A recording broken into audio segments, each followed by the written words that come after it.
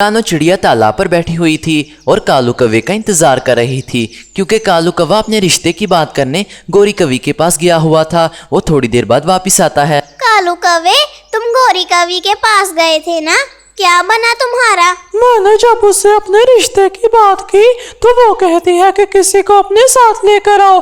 अब तुम ही बताओ, मैं किसको अपने साथ लेकर जाऊं? क्या वो कहती है किसी को अपने साथ लेकर आओ? तुम किसको लेकर जाओगे? मैं भी वही सोच रहा हूँ कि जंगल में कौन ऐसा है जिसको अपने साथ लेकर जाऊं। क्या रानो चिड़िया, तुम मेरे साथ चलोगी? देख लो, चलो ना। क्या तुम्हारे आगे पीछे तो कोई भी नहीं है? तुम्हारा तो एक चोर भाई है, अगर वो लेकर गए तो वो साफ साफ इनकार कर देगी। मैं ही चलती हूँ।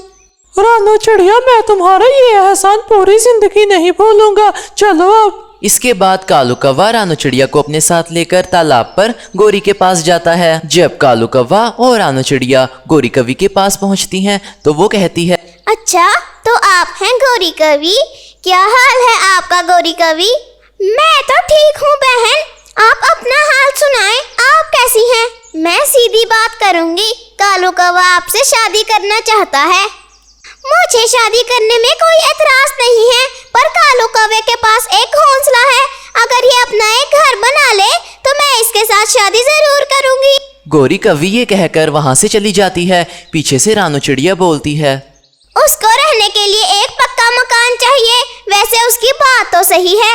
मैं तो घोंसले में ही पैदा हुआ था और आज तक मैंने घर नहीं बनाया। अब क्या मुझे घर बनाना पड़ेगा? अब बताओ, मैं घर कहाँ से लाऊं? मैं तो एक ही बात कहूंगी, मेहनत करो और एक पक्का मकान बनाओ। इसके बाद रानो चिड़िया भी वहां से चली जाती है। पीछे से कालू कौवा बोलता है, अब मैं घर कैसे बनाऊं? इतनी मेहनत होगी उसको तो बनाने में, मुझसे नहीं की जाती मेहनत। घर चलता हूँ, वहाँ सोचूंगा कुछ। कालू कौवा उड़ते उड़ते अपने घोंसले में वापस चला जाता है।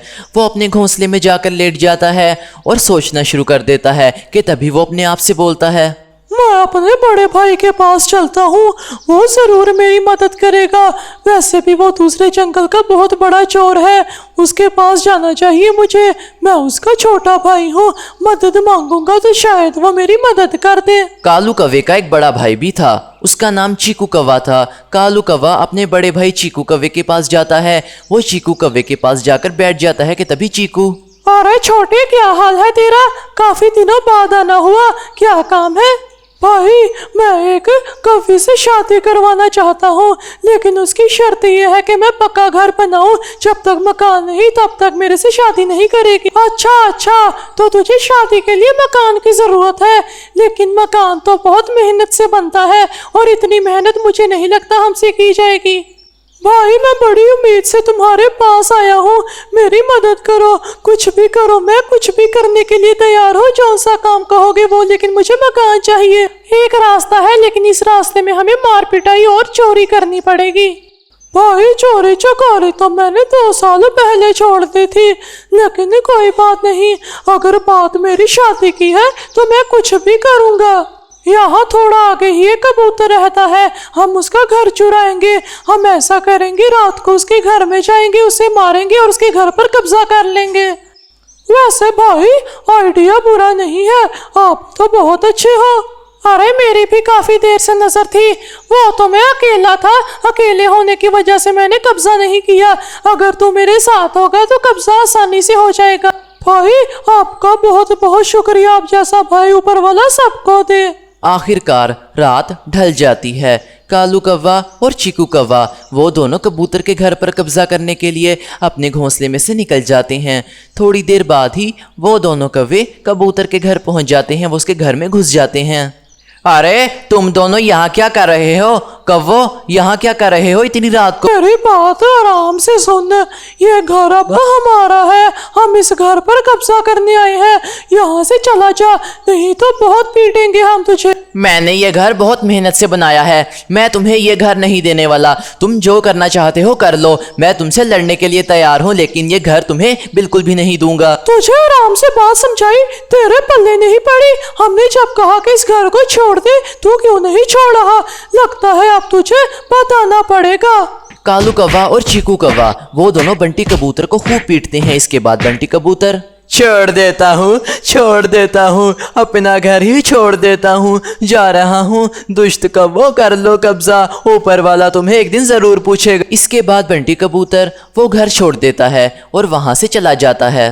भाई चीकू, मैं चाहता हूँ कि आप अगले जन्म में भी मेरे भाई हो। आप जैसा भाई ऊपर वाला सबको दे। आप मेरी शादी में जरूर आना। आपने मेरी इतनी मदद की, मेरी शादी के लिए मुझे एक नया मकान ले दिया। कालू कौवे, तुझे लगता है कि ये घर तेरा है? ये घर मेरा है। तुझे तो मैंने सिर्फ मदद के लिए अपने साथ रखा था। अब यहाँ से भाग जा चुपचाप, समझा? भाई ये क्या हुआ आपको? आप मजाक कर रहे हो ना मेरे साथ? चुपचाप यहाँ से चला जा, नहीं तो कान के नीचे दो रखूंगा, समझा? भाई मेरे साथ ऐसा मत करो, मुझे हार्ट अटैक आ जाएगा, मेरी शादी है। भाई मेरे साथ ऐसा मत करो भाई। चीकू कौवा कालू कौवे को इस्तेमाल करता है और उसके बाद कालू कौवे को उस घर से भगा देता है। कालू कौवा बेचारा वो रानो चिड़िया के पास चला जाता है और चुपचाप बैठा रहता है। कालू कौवे, क्या हुआ? चुप क्यों हो? कुछ बोलते क्यों नहीं हो तुम? रानो चिड़िया के पूछने पर कालू कौवा रानो चिड़िया को सब बता देता है कि कैसे चीकू कौवे ने उसका इस्तेमाल किया और कबूतर के घर पे कब्जा करने के बाद भगा दिया। कालू कौवे, जो होना था वो तो हो गया। ऊपर वाले ने तुम्हें एक और मौका दिया है। तुम ऐसा करो, मेहनत करो और एक नया मकान बनाओ। मुझे पूरा यकीन है तुम्हारी शादी गौरी कवि से जरूर हो जाएगी। रानो चिड़िया, तुमने सही कहा। अब मुझ में जोश आ रहा है, मैं हिम्मत नहीं हारूंगा। अब मैं अपनी मेहनत से अपना नया घर बनाऊंगा। मुझे तुम पर पूरा यकीन है कि तुम एक नया घर बना ही लोगे। इसके बाद रानो चिड़िया वहां से चली जाती है और पीछे से कालू कौवा अपने आप से बातें करने लगता है। मेरी माँ भी मुझे समझाती होती थी कि बेटा बड़े होकर बुरे काम मत करना। अब समझ लगी मुझे, अपनी माँ की बात की अब मेहनत करूंगा मैं। शाम हो जाती है। कालू कौवा अभी भी मेहनत को लगा था। कालू कौवा आखिरकार शाम तक अपना घर बनाकर मुकम्मल कर लेता है और उसके बाद वो कहता है, मैंने घर बना लिया। मुझे यकीन नहीं होता, मैंने अपना घर बना लिया। मुझे मेहनत करनी चाहिए थी पहले ही। कालू कौवे ने मेहनत की और उसकी शादी भी हो गई और उसे पक्का मकान भी मिल गया। इस कहानी से हमें ये सबक मिलता है कि हमें कभी भी हार नहीं माननी चाहिए और बुरे कामों की तरफ तो बिल्कुल नहीं जाना चाहिए। बुराई जितनी भी बड़ी हो लेकिन अच्छाई पर भारी नहीं पड़ सकती। अंत में जीत अच्छाई की ही होती है। आप सबका बहुत बहुत शुक्रिया। फ्रेंड्स, अगर आपको स्टोरी पसंद आई हो तो चैनल को सब्सक्राइब और वीडियो को लाइक जरूर कीजिएगा। Bye bye.